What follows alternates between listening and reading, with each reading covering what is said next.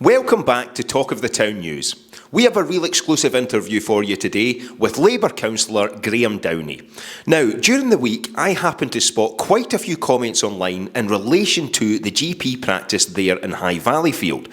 There were quite a lot of complaints, ranging from not being able to get through on the telephone. In some cases, people were having to phone over 200 times. And then when they did get through, unable to get an appointment with their GP. One of the responses online was from Graeme himself. He had already reached out to the practice, explaining that many of his constituents had contacted him to complain and ask what he could do to assist. Now, sadly, the response was not great. It basically said for his constituents to get in touch with the GP practice and make a complaint directly. However, when the complaint is that you can't get through, I don't feel that was a great solution. So I reached out to Graeme to get his thoughts and opinions on the situation, and he agreed to meet me for an interview. Here's how it went. What ward do you look after? Yes, I'm the Scottish Labour councillor for West Fife and Coastal Villages, and also the Labour candidate for the UK general election that will take place later this year. Wow, so obviously exciting times for you. Yeah, it's certainly busy. It's always good getting around, talking to as many people as you can, finding out about the things that are worrying them and seeing what else we can do to help. No worries, and as we said, we're obviously in High Valleyfield today. There has been a number of issues at the doctor's surgery. Can you just explain to the public what those are? Yeah, it's a bit of an ongoing issue. We had it was being run by NHS Fife for a couple of years after the previous partners left. Okay. So it's been run by NHS Fife for a couple of years. It was put out to tender last year, as with most GP practices. They started again in November. Okay. I've got a lot of sympathy for them in some respects, because they're taking over at a difficult time. A lot of the community had lost confidence in the GP service. There's obviously a nationwide shortage of GPs as well, but you're seeing a lot of local people having real difficulty even just getting through on the phone.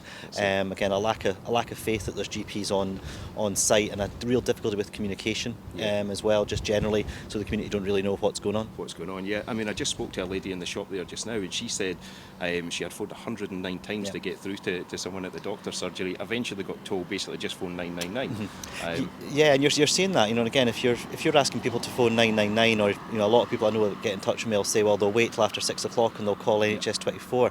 All you're doing is putting pressure on another NHS service down the line. I mean, I've got so much sympathy for the staff that work here. They're doing their best. And I always say to people, don't ever take it out on the staff. People that you're trying to do reception, they're under pressure.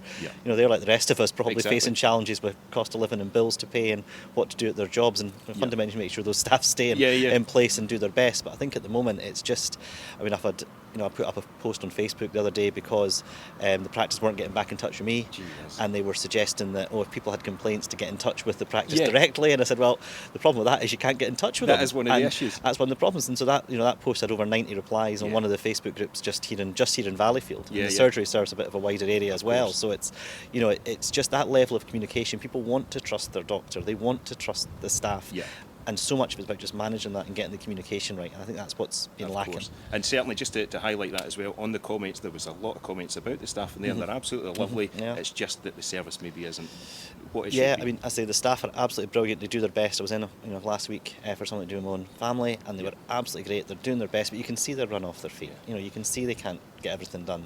And again, even if that communication level was better, people were hearing that, this is what's going on, this is what we're trying to do, we understand the problems. And it's that lack of communication for me that's the biggest issue that I think the practice can solve in the short term. The other issues I think will take longer. But if you start building that relationship with the community, you'll get that support. The people here will get the support. And what is the solution then? What's the long-term solution, do you think, to sorting? Because it's not just obviously in High Valleyfield, it's other places as well. What is the solution? No, I mean, I think there's not a simple solution. That's the thing. We've seen over the years, we've seen a lot of mismanagement of the NHS by the SNP government at Holyrood. We're seeing a lot of that. We're seeing capital projects being cancelled. I've got another issue in the ward in Kincardine where a promised GP surgery, a new health centre, was promised in 2016.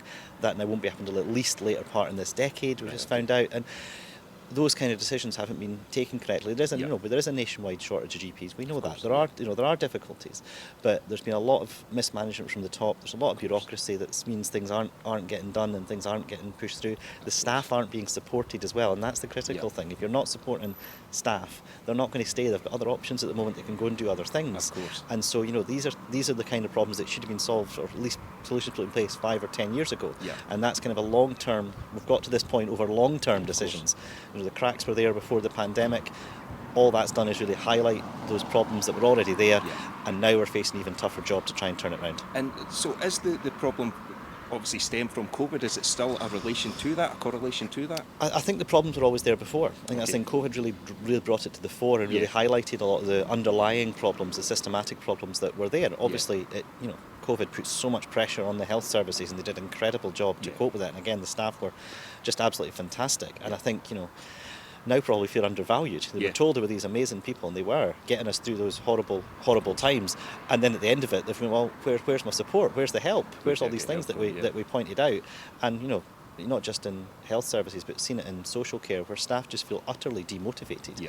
And it's not, there's a little bit about money. They should be getting paid better, particularly staff like home care workers. But the problem with that is not just that. It's not just about money. It's the stress and pressure they're put under to try and fill those absolutely vital roles. Of course. And just back on the relation where you said, obviously, they were being told to obviously contact the doctor's surgery. So has there been anything else after that? Has there been any solutions put in place? No, there's not been anything as far as I'm aware. I mean, that was the frustrating thing for me, is I got the reply that I posted on Facebook. I actually got from them kind of 10 days or so ago and said, look, here I highlighted the problem is here that people can't get in touch with it to raise these concerns.